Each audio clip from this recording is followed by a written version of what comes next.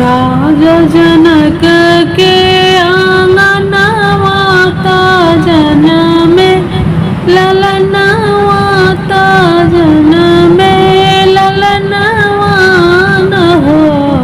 जकिया बाजे लागे आनंदव धैया महल उठे सोहर हो।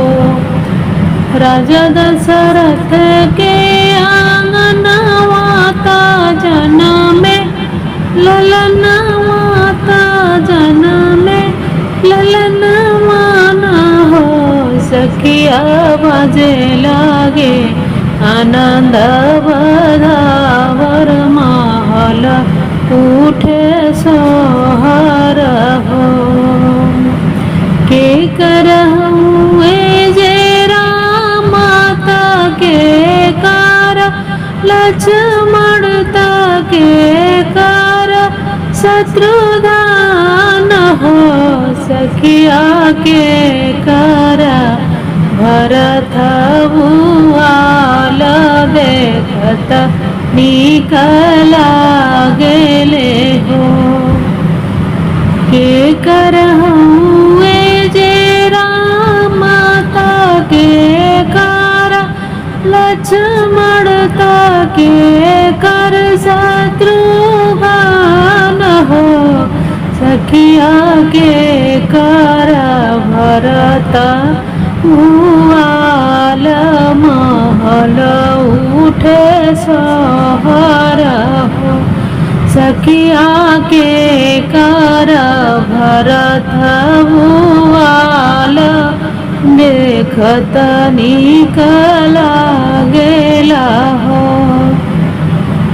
कौशल्य के हुए जे राम सुमित्रा के लक्ष्मण सुमित्रा के शत्रुघ्न हो।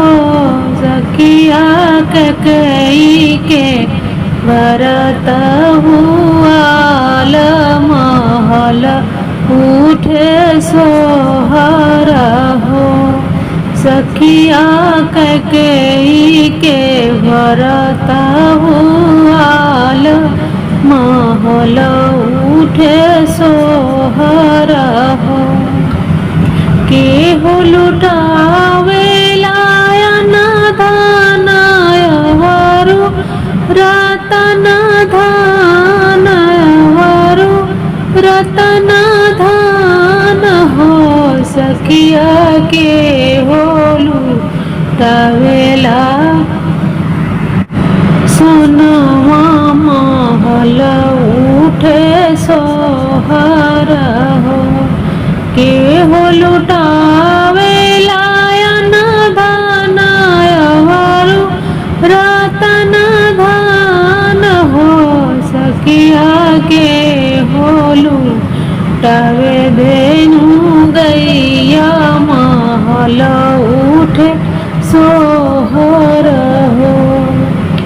राज लुटावे लायन धनयवरु रतन धनयवरु रतन धन हो। सखिया रानी लूटा वेली सोनवा महल उठे सोहर हो। सखिया रानी लूटा वेली सोनवा देखत निकला गे महल उठे सोहर हो। राजा दशरथ के आंगनवाता जनमे ललनवाता जनमे ललनवान हो। सखिया बाजे लागे आनंद बधैया महल उठे सोहर हो। सखिया बाजे लागे आनंद बधैया महल उठे सोहर